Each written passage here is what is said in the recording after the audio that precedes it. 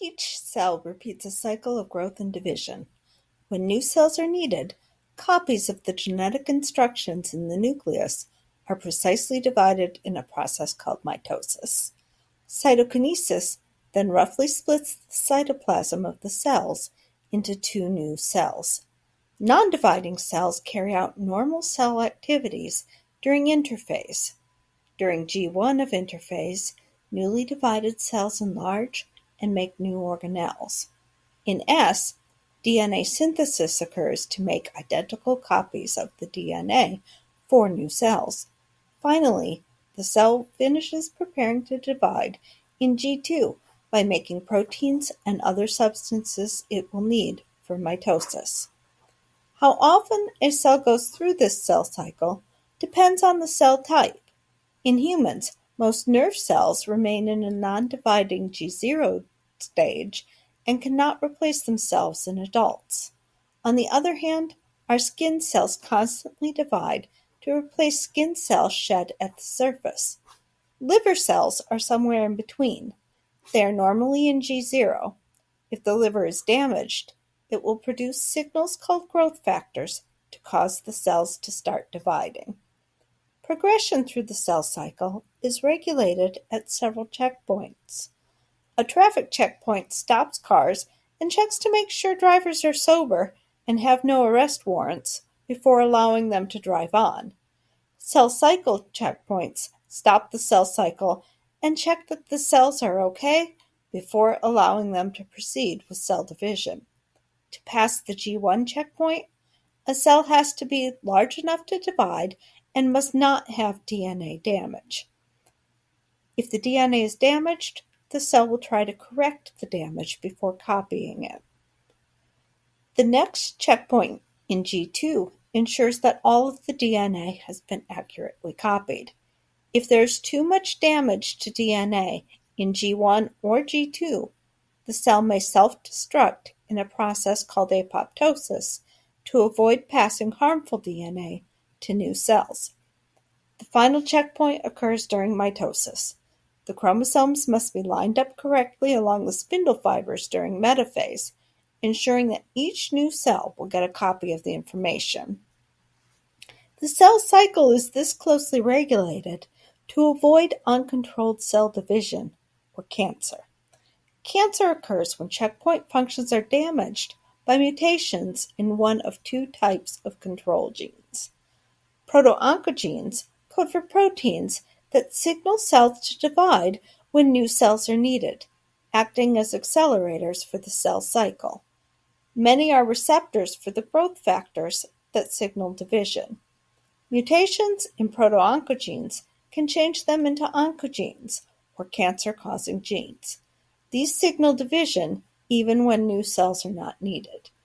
On the other hand, tumor suppressor genes act as brakes on the cell cycle by stopping unwanted division.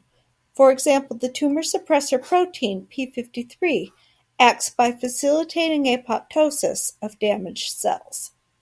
Because the cell cycle is so tightly regulated, cancer requires several mutations. If the accelerator of your car is stuck to the floor, you can use the brakes to stop. If the brakes are out, you can lift your foot off the accelerator to maintain control. But if the brakes are out and the accelerator is stuck to the floor, thus, our cancer risk increases with age as mutations accumulate in both proto-oncogenes and tumor suppressor genes. Exposure to cigarette smoke, UV light, highly processed food, and other substances can increase our cancer risk by increasing the rate of mutations. Scientists estimate that 90 to 95% of cancers result from mutations that occur during our lifetime. Cancer risks can also be inherited. For example, inherited mutations in BRCA genes greatly increase the risk of breast and ovarian cancer. These genes code for proteins that repair DNA damage. Without these proteins, mistakes in both proto-oncogenes and tumor suppressor genes are more likely to accumulate, leading to cancer. Mutations cause cancer cells to act differently from normal cells. They no longer look or function like the original skin, blood, pancreatic, or other cells. Normal cells have contact inhibition. They won't grow when surrounded because there isn't room. Cancer cells continue to divide, forming masses or tumors.